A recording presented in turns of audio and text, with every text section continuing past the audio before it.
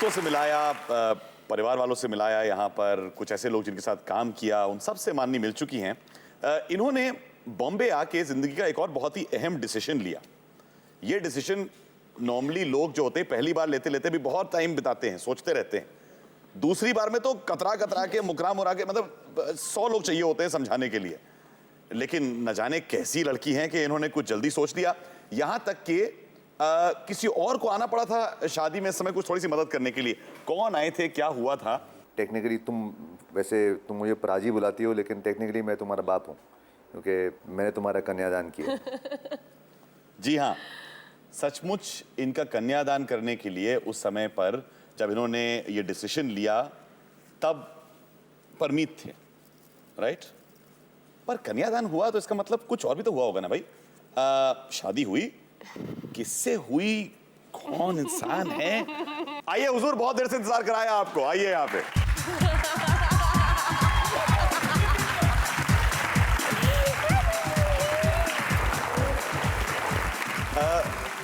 मैं आप लोगों को पर्सनली बताता हूँ। मिहिर जो है, जब भी माननी और मिहिर मिलते हैं, मिहिर स्माइल करते हैं, माननी बोलती है अब आप नहीं बात करेंगी। ओके। अब मैं इन्हीं से बात करूँ जी। आज मौका इनसे मिला है बात करने का। मिहिर, और मौका मुझे भी मिला है। कैसे मुलाकात हुई थी सबसे पहली बार?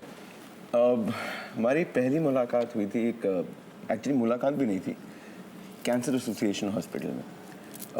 मैं I had gone there to visit some patients and ये आई थी वहाँ पे। We just passed each other.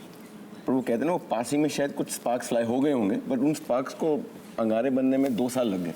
फिर हमारे एक और कॉमन फ्रेंड है संजीव, उनके घर दिवाली पार्टी थी और कहीं पता नहीं ये इनकी शक्ल दिल में बैठ गई थी।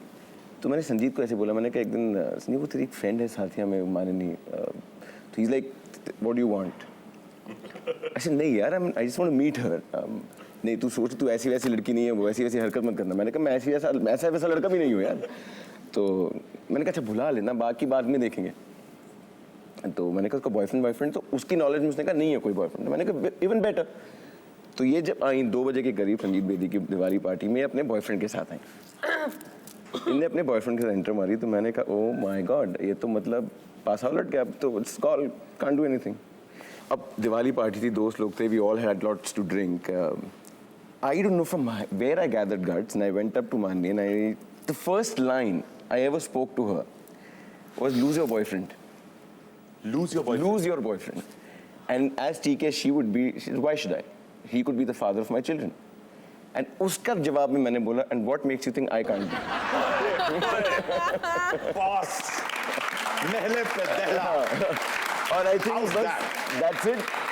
और वो दिन और आज हम लोग यहाँ Fantastic. मैरियट पर आप ले गए, ये आने वाली थी, आते आते हिचकिचा रही थी। ये आपको आगे बताएंगी कि इनको क्या वो जो फीलिंग हुई थी जहाँ ये मैरिड के लॉबी तक आके वापस चल के फिर वापस आएंगे। वो मिहिर जो थे वो लॉबी बैठे हुए हैं, उसी समय कट टू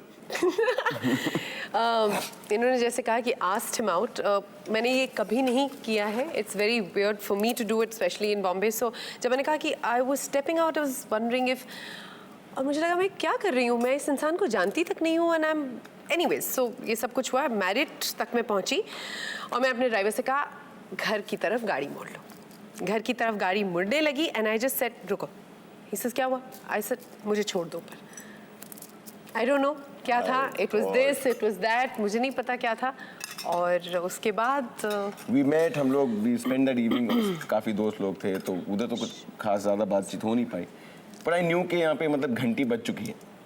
और उसके बाद I think within a period of the third day of our date I met her and I called home and I said कि देखो भाई, गर्लफ्रेंड के एक्सपीरियंस तो बहुत हो गए हैं एंड कुछ खास अच्छे नहीं रहे हैं।